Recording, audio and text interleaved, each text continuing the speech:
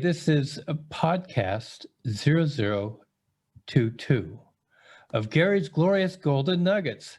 And today we have Llugolli from Sweden, who is here with us today. She is absolutely an amazing international business coach. She specializes in working with women. She is the author of the book Tricolor Butterfly. She is a graduate of Stockholm Business School and the School of Economics. And she also attended a business school where she received her degree she speaks 4 languages, English, Swedish, Slovenian, and Bosnian. So as you can tell, this is more than just a pretty face. She's really quite intelligent, and she spends her time coaching women in business and helping them to overcome their mindset so that they can achieve 40,000 a month on average, increase their sales, find that they can do more with less time. And she loves to help people turn their into musts. So Dijana, welcome to Gary's Glorious Golden Nuggets. So great to be here. Thank you, Gary, for such a lovely introduction. And probably in this bio, we haven't sneaked also that I am a mama of 3 beautiful girls, and they are my biggest. Three Yes. girls, and that's your why.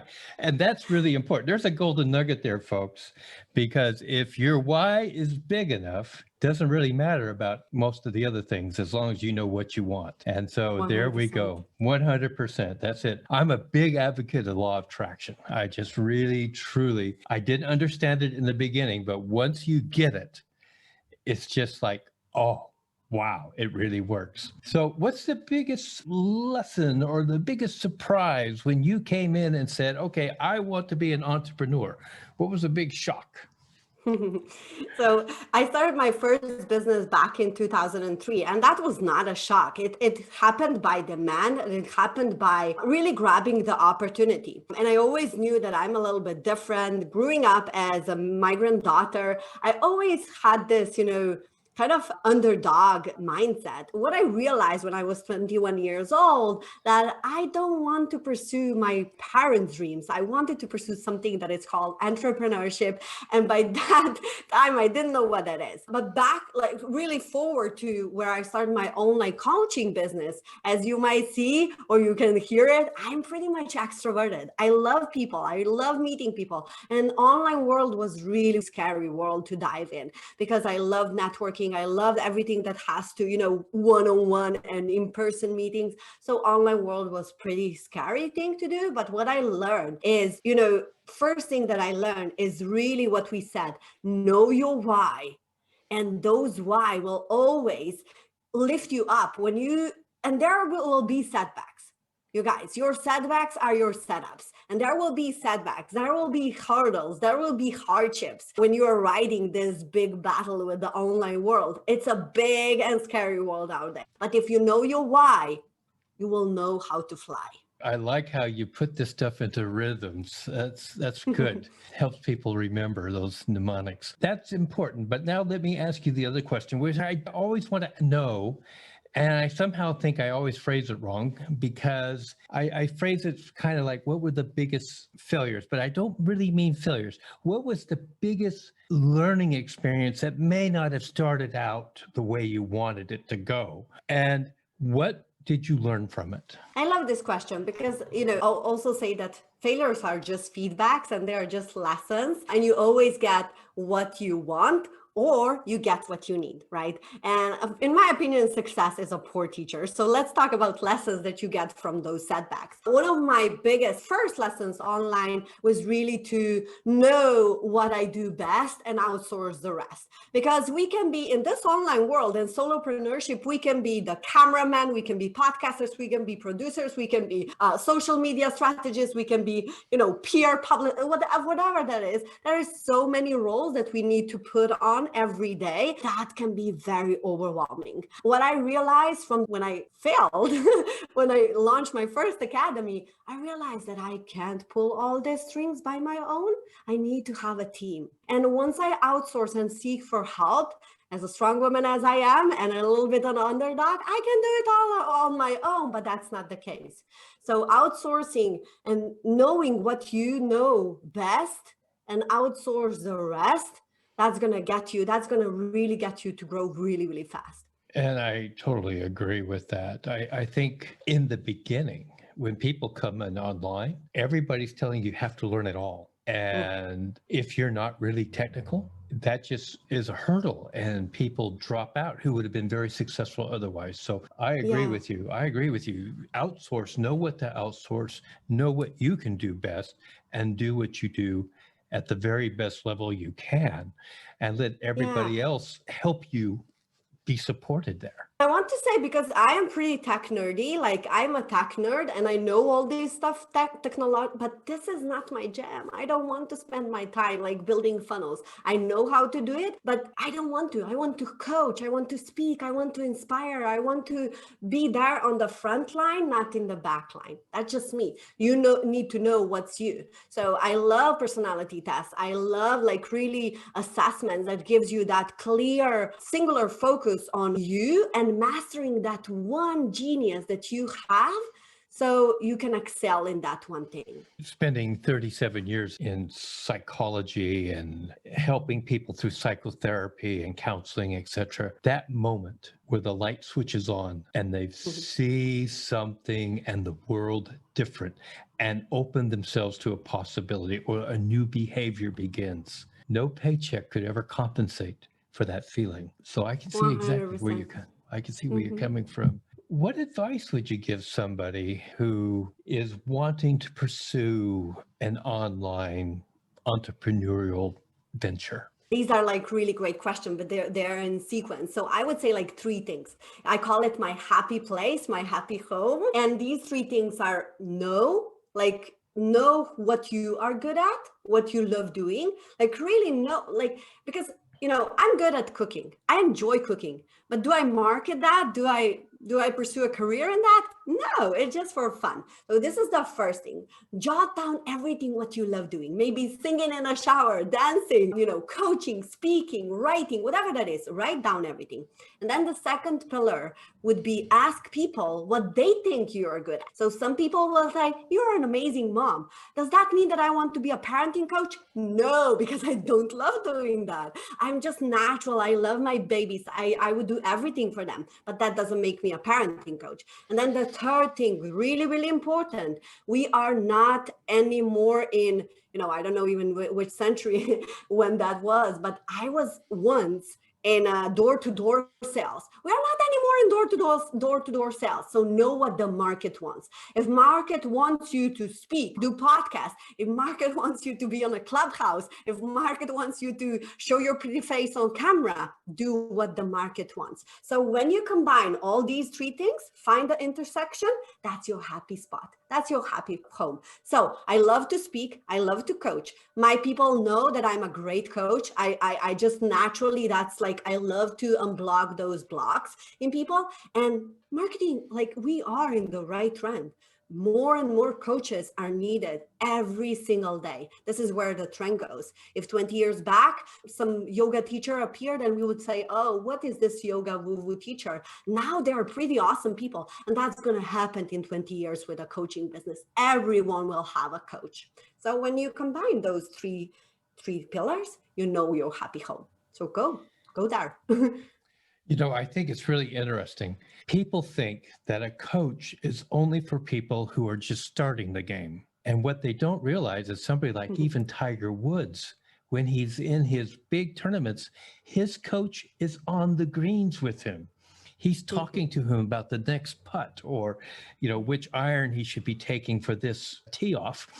So your coach, when you find that coach, is perhaps one of your greatest assets for the rest of your life. Yeah. With the coaches, what I think also with the coach, and everyone has, like, if we think about, I was blown away with the Netflix series about the playbook, which talks about great coaches. And one of them is Mourinho, who coached like really awesome stars like Ronaldo and, the Chelsea and Real Madrid. And he said, if you're a great coach, you need to know how to coach Ronaldo. Every great coach needs to know. And it's not about how to coach him, how to kick a ball, but it's how to coach him, how to work in a team, how to be inclusive, how to pull people together. And that's what we coaches do. I believe wholeheartedly that we coaches make a better place because we include and we make a positive change on this world. So if you can see someone that is stuck in their own belief, we are just like taking that old beliefs and really like, narrowing down to a truth, to a first principle truth that might be an overall and universal truth that everyone believes in, and take that universal truth and go out there and crush it, because I think that we are who we think we are, and we are what we believe we are. So helping people to see another belief about themselves, it's so magnificent, and that. Absolutely. And I loved the way that you framed it all. It was very well put. Thank you. Let's go on and let me say, what are the best resources that you have come across? Let's just say and I don't really mean like a person or anything like that, but what resources out there, if you could say resource 1, 2, and 3, I would recommend to everybody, what would that be? I would say what really made a big difference when I started is I wanted to have all, and I wanted to have it right now. And one book that helped me create those baby steps and really compound them in a big picture was the Compound Effect by Darren Hardy. I would definitely recommend everyone to that book. And that is also, we both probably love the gratitude attitude, and we love having that positive mindset. One of the books that really changed my life and got me from a place where I was in a dark space, very dark space, just lift me up and help me to be who I want to be. And that's the 30-day guide to positive mindset. It's Now Is Your Chance by Nick Pigeon. And the third book that I actually in 2020 that kind of changed my whole energy level from being that hustler and being like in masculine energy of do, and to be receiver, to be more in feminine, to be, feminine energy was The Buddha and the Badass by Mindvalley founder, Vishen Lakhiani, and really gave me permission to just be a woman and to bring my light to this world as a woman and not just a hustler. So these 3 books definitely changed my life. There's some really good pearls of wisdom, sources of information, folks. You just now got at least a wheelbarrow full of golden nuggets from that one answer. So I really like it. So let's just move on to, when I say 3 people, I mean like 3 influences in your life. So if you could say, okay, now there were 3 influences that really pushed me in my life as an entrepreneur to become where I am now, who would they be? Who would you, or what would they be? Yeah, that's a really funny question. And I'm going to go with a quote or a statement that one of my biggest inspiration, motivation says, Tony Robbins: proximity is power. And when you know who is your average, who are your 5 average people that you spend the most time with, they're going to bring you up. And he really, really, even if I don't have him close, he's not my friend. In my darkest time, I tried to listen to every single video that I could came across by Tony, because he just gave me that source of inspiration and being that force for good. So Tony Robbins definitely, and being part of his team now, and it just blows my mind. He's definitely one big giant heart, not one big giant, but one big giant heart that is here to really make good. Then the second person would be Mel Robbins, who taught me 5, 4, 3, 2, 1. Go and do scary things, because doing scary things is going to get you to the place where you want to be. Because when we live in a fear, we exclude the most basic need, that's love. The fear and love, they can co-reside and be guided by love and not by fear. And if you're overthinking more than 5 seconds, you're probably guided by fear. And everything that comes from love, your intuition, your gut health, it will always be less than 5 seconds. So just go it. And the third person I already mentioned, Vishen Lakhiani, he kind of changed of perspective of how to be more intuitive, how to be more in flow, and more, more that state of peace And yeah, so these three people definitely are the most influential people in my world. It's interesting how the law of attraction brings in the circle that you need when your energy is right. They're there all the time, but it was your energy that needed to be raised. And I find that that concept of gratitude that you spoke about is really what elevates me when I am feeling down. And life always gives you a reason to feel down. It will always do that because central casting says, okay, we need to knock you off a few pegs here. You get back into that gratitude and, you know, what do I have? What do I have to share? Who's in my life? What blessings I have? The next thing you know, people start gravitating in towards you because your energy has increased to a point. And the people who were there with the negative pity party, they just kind of gravitate away from you. And so, yeah, who are your 5 closest people? And they will change as you grow. So don't be so worried about it. Good. So good. And I think that this is also one thing that I learned is more of having appreciation, like deep sense of appreciation for everything, even the smallest thing, just, you know, and I'm not saying that breath is a small thing, but really being, tomorrow is not granted, Gary. You know, we see some horror stuff going on in 2020, and really living in the moment and being present, appreciating the moment right here, right now. That's how you create abundance. Yeah. And like Eckhart Tolle has been preaching for years, the power is in the moment known as now. Yeah. Everything before now was then. Yes. So and good. Your future is totally dependent on now, this present moment. And yes, we have to do what we fear. If I could just share, I was in the military at one point and I volunteered to be a paratrooper only because it was a little bit more money. But when it came to the point of actually jumping out of an aircraft, I did not know if I could actually do it. But you get in a line, you get everything all set up in your mind, and you just jump out of the aircraft. I could not wait to do it the next time. Yeah, I mean and I think that's it. Every time you do something you're afraid of, there's a part of you that can't wait to do it again, even though you might be afraid to do it the second time. You just can't wait to do it. You're divided. Yeah. And I would say that, you know, fear and excitement are basically the same sensations in your body, because I don't know if you still remember your first date, but you were excited and afraid, right? And you have like these butterflies in your tummy, your palm sweat, you know, you're like, oh my goodness. But these are the same sensations. Even if I know that my big daughter, she always challenged me to go to this big tilt, you know, the free fall. I'm like, oh my goodness, I'm so scared. But she says, no, it's fun. And at the same time, when someone screams fun and you feel like fear, okay, that has to be something that is common. So, you know, always exchange the fear for fun and life will be so much easier. There's always a continuum for everything, isn't there? There's one extreme or another. And sometimes it's just changing the word that we use that makes it easier to cope with. So you've been a serial entrepreneur. You've been in this gig for a long time. I mean, you look great. You look young. You say you've been into this thing for like 20 years now. What is the big myth you would like to bust about being an online entrepreneur? So, yeah, I would say, you know what?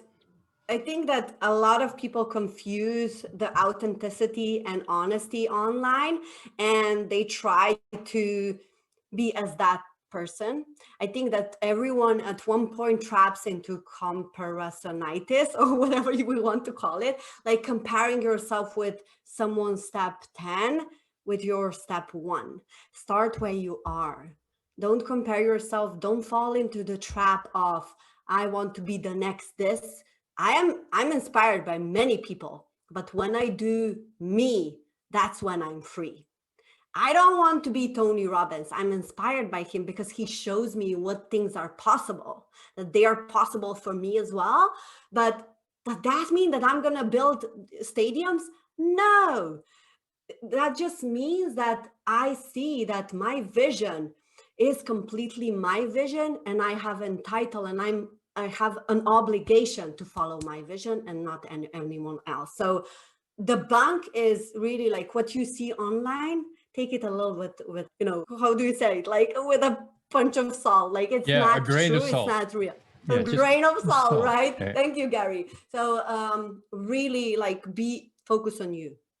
Have a focused tunnel vision and just do you.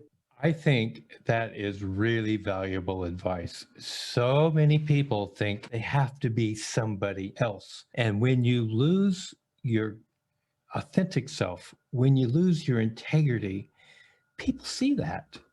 Mhm. And they walk away. The people who can't be authentic, the people who are out of congruity with who they are, they will buy into that because they think, oh, I can pull that scam too. And they can have some short-term success, but they will never achieve a long-term success. It's the people with the integrity, the people who are congruent with who they are, the people who are honorable, who are willing to create a relationship in business with other people, who are able to keep their word, say what they will do when they say they will do it.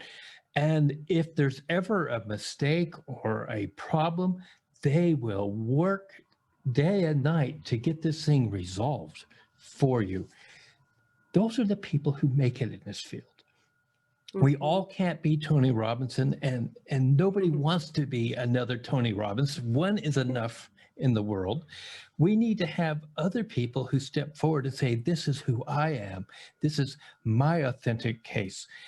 I hate it when I hear people talk, they take like Tony Robbins stories and apply it to themselves. Like, I was looking to make macaroni and cheese and I had no money and I dug through my couch. Wait a minute, that's a Tony Robbins story. I don't want to hear that, And look at I'm wearing this watch now and I have these nice shoes in this big house. You should be listening to me.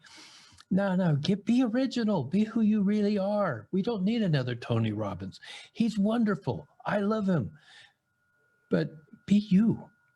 Be you. Yeah, it's really full circle what we talk about, like from the beginning, like really knowing who you are, knowing thyself is the most valuable lesson that you can learn online. If as soon as you can learn that, who you are, and share like your journey, breadcrumb everything what you do. That's why I love online space, because it's really a great opportunity to share these small moments. Like I would go and climb trees with my girls and I would show it, like that's what we do, that's what who we are. And it's a little bit messy sometimes. We spill yogurt in the morning and that's who we are. It's not perfect, it's messy, but you know what, it works for me and it works for people who resonate with me. It's authentic. And Yeah. that's where we have to be. So let me ask you this, Diana.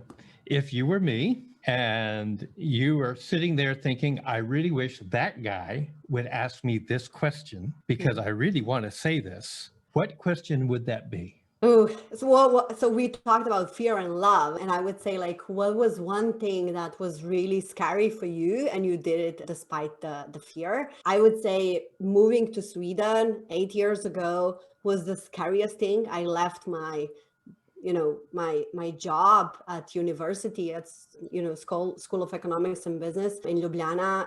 I left my dream apartment, really really great life that my parents thought it's pretty awesome and it's a dream life for someone who in our extended family never graduated. I was the one who made it and my parents were so proud. I left everything behind and I moved to this country to ended up cleaning toilets.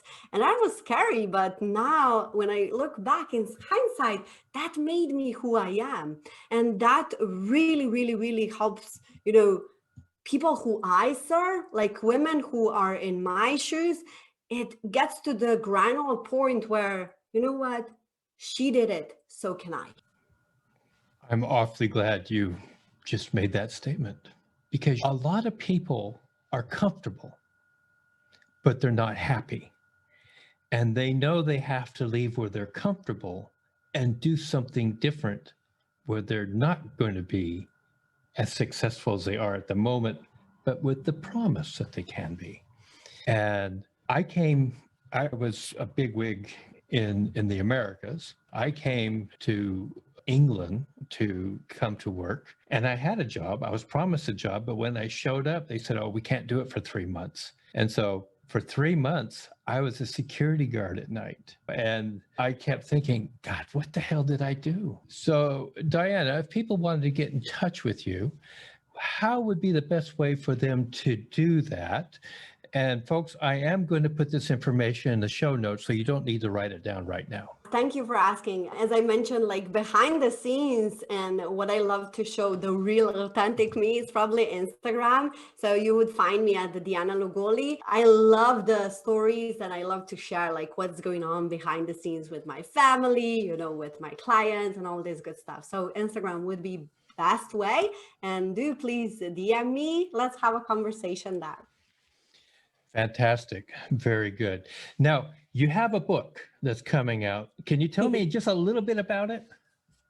Yes, the tricolor butterfly is basically 7 stories that compiled through 7 years of me moving to Sweden, how I went from, you know, I would say from zero to hero. And it's really about my life as a mother, as an entrepreneur and global citizen.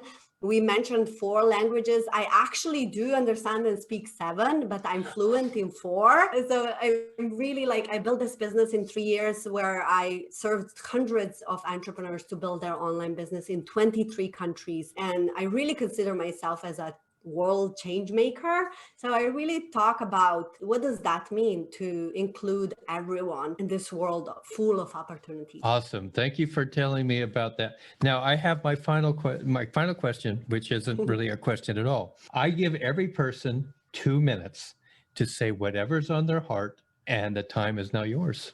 Thank you. I would love to just go with my slogan, my motto, and it's basically dream big, plan for success, and impact the world. If you can dream it, you can do it. And with a little bit of a strategy, a little bit of a support, you can be, do, and have whatever you desire.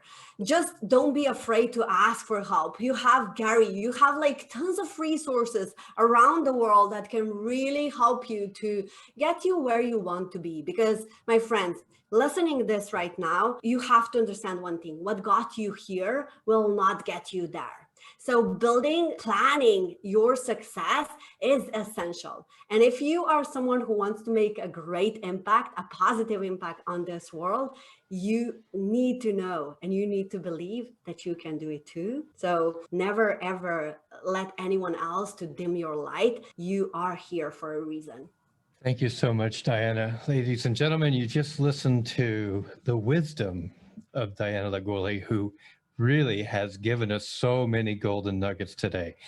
If you enjoy this podcast, please subscribe, download, and share with other people. Success comes from just doing what successful people do, and that is being consistent in your actions and your behaviors. Thank you so much. I really enjoyed having you as a guest today. And ladies and gentlemen, that will conclude this episode.